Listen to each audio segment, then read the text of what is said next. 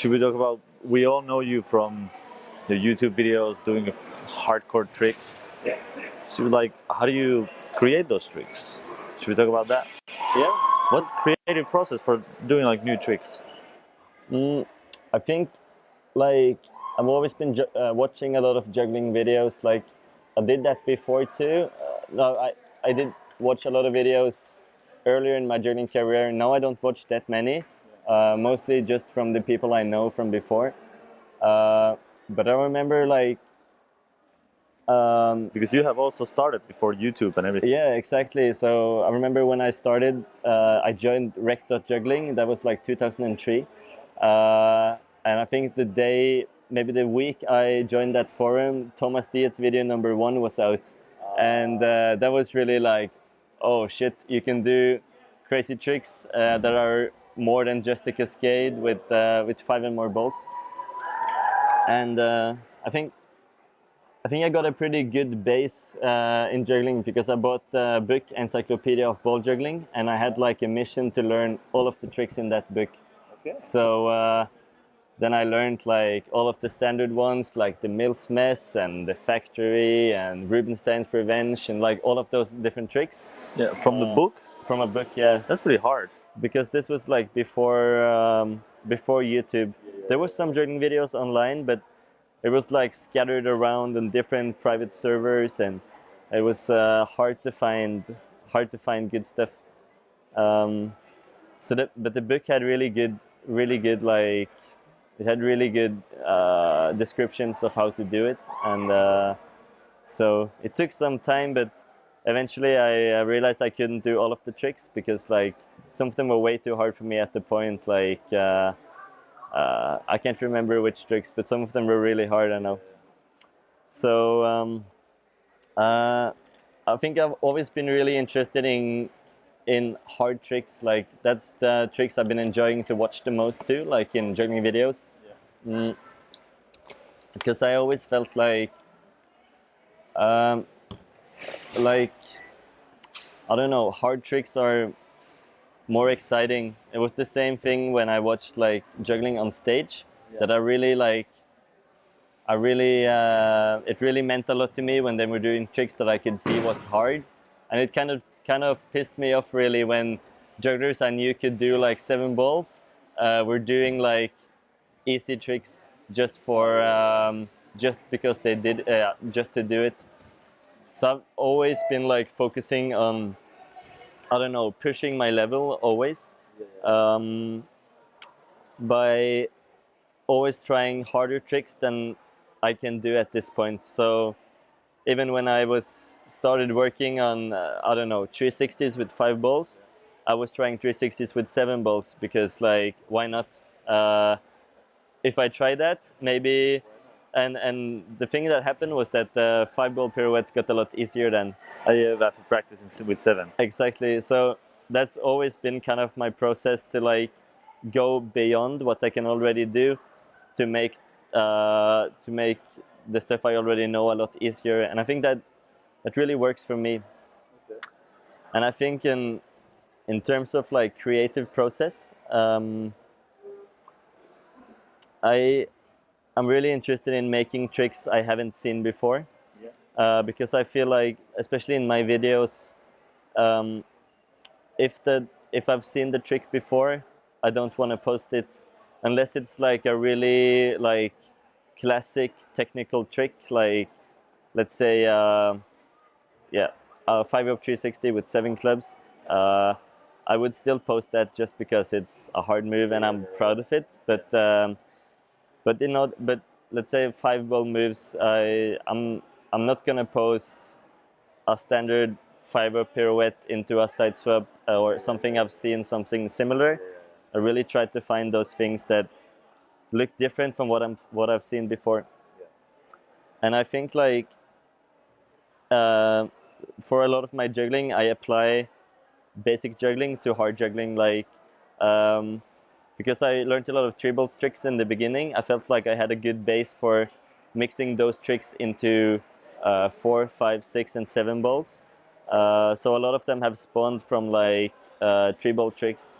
Okay. Like I'm doing let's say the behind the neck throws, like I knew I could do it with 3 balls, so then I tried to figure out a way to do it with 5 or with that kind of stuff.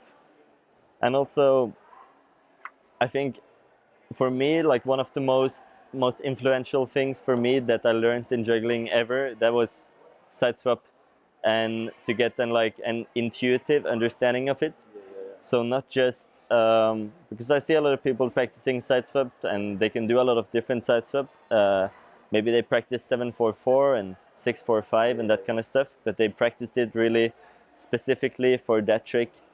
But I kind of focused on trying a lot and a lot and a lot of different Siteswaps. So if I read a Siteswap, I could do it without practicing it because I already knew the heights and the rhythms and that kind of things. And I always thought, like, if you have a Siteswap, let's say like you do a 5-3-4, for instance, you can pick any of those numbers and do something special with that. Let's say you can do the 4 as a shoulder throw, you can do the 3 as a behind the neck, or you can do the 5 as an overhead. And I don't know, just because there's so many different throws you can do and body throws, and there's an unlimited amount of Siteswaps, I think if you do it in that way, you will never run out of new tricks. You can always find some tricks that people haven't seen.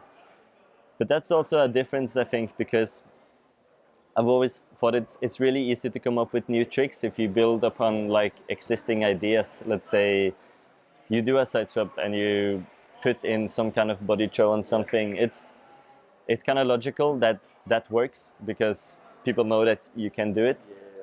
But I feel like a lot of the tricks I've made has kind of occurred through mistakes where I've done something wrong and I realized that, oh, this is pretty cool. Like one of the things that I don't know if I was the first to do it, but I hadn't seen it before, was the multiplexes that are like flat instead of stacked.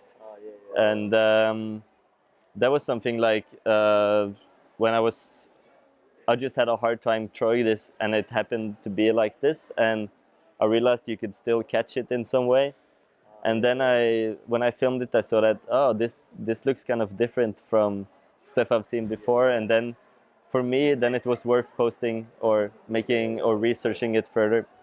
What do you do? Like you said that you try to figure out like with 3 ball neck throws behind the neck, and then you try to find a way with 4 and 5 balls. Do you just research until you find one that you feel like, okay, this would be cool, and then practice that, or do you just, how do you do it? I don't know. My practices have always been really random. Like it's not often that I work on one trick for a long time. It's usually like I try it a few times. If it works, it works. If it doesn't, I put it down and I maybe do it later. Or sometimes I will just stick to one trick and practice it for a long time. But I think what has motivated me to create most of the tricks is for video or just to notate it and write it down in a book. Because then I really get into a mode where I'm really focused on creating new stuff all the time, like because that's what I want to have in my video too. So usually I've in none of my videos I've actually planned any of the tricks beforehand. I just gone to the hall and then figured out what I want to make a video about. Maybe I had some vague idea of what I want to make, like I want to make a club video or a ball video, but not like specifically I want this and this and this and this trick. It's more like maybe I get one trick and then I'm like, okay, let's do some more tricks that are kind of in the same category and try to make new tricks of it. Let's talk about that. You do make a lot of videos. What is your, how do you, like you go, like you just said that you go in the gym and you just, okay, I'm gonna film a video, like maybe with clubs or something like this. But then how do you actually, like how long do you film one trick, or do you just it's just really, random, man? Or it really depends on the trick. Like sometimes, I mean, it's juggling is kind of like when it comes to hard tricks, it's kind of a bit of luck. There's a luck aspect there where you don't really know how long it's gonna take to film it. So sometimes like maybe a trick that is like objectively easier than another trick will take 2 hours to film, and the other one just randomly you can do it in 3 attempts. So it's more like I try out the trick, and I think you can really quickly feel if it's possible or not for you. Like if you feel it's totally not working, I mean, then I wouldn't spend 10 hours on getting that trick, because then I'd rather spend 10 hours getting 20 tricks that are different. But I mean, some tricks definitely I've filmed for hours and hours to get, like the 7 Club video I made recently, like, oh shit, yeah. Fantastic I mean, video. yeah, thanks. Some of those tricks I got really fast, but some of the tricks too, like, I spent several sessions on getting that trick, maybe trying half an hour per session, and then I felt like it was slowly getting better for every session, and it felt easier to do it, and then, yeah, eventually I got the tricks. But yeah, it's really random how long it takes. I don't know. I would say like maybe the average is like 20-25 minutes per trick if it's like a hard trick, and if it's something I know from before, yeah, it will be quicker. But that's one thing that's like a lot of the tricks I have in my videos. The time I did it in the video, it's the only time I've done the trick. Like, I came up with it there in the gym, filmed it, and then didn't practice it again. So it's often like, yeah, like that. I just want to get it and show, it's like a proof of concept, show that it's possible, and then, yeah, try to film a lot of those. And I usually film more tricks than I can put in a video. Like, if I want a 3-minute video, maybe I have enough footage for 6 minutes, but then I cut out the things that I feel doesn't really fit into the video. Yeah. How do you? Because I also make videos, so I'm curious about this. I've talked with some other jugglers about it. When you make a video, you said that you don't plan the tricks that much ahead, because I know some people they do. They really know what tricks they want to get into the video. They already know where they want to film it and the angles and stuff like this. Do you just, when you figure out, okay, let's do the 7 Club trick, like some Siteswap or something, and then, okay, let's shoot it from this angle, or no, let's make like a moving camera. How do you just get the idea and you just do it? Yeah. Okay. Yeah, mostly. It's like, sometimes think like I want a bit of variety in angles, and I film it from one point, and I check it out, see how it looks, and then for the next trick maybe I change it a bit, or I make it the same, or it kind of depends. But mostly it's like I get the ideas there and then.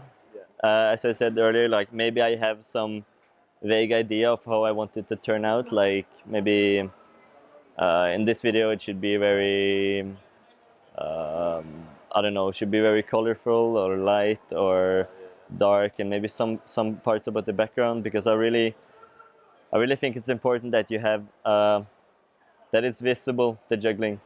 I get really frustrated sometimes when I see good jugglers making awesome tricks, but they do it with a shitty background, and it's like the entire trick disappears. And I mean, it's so much less powerful when it kind of, when, I mean, the environment takes away the focus from the juggling, and it's more like, oh, why did you film it here? Why didn't you have better lights? So I'm not saying that all of my videos are like have perfect light or perfect angles, because I'm not a pro filmmaker, but at least like if I film a trick and I feel like I can't really see it well, then I won't put it in the video usually, unless it's like a super hard trick that I don't want to get again. Yeah. But usually it's not like, usually I just put the camera up and I see how it looks afterwards, which is kind of stupid.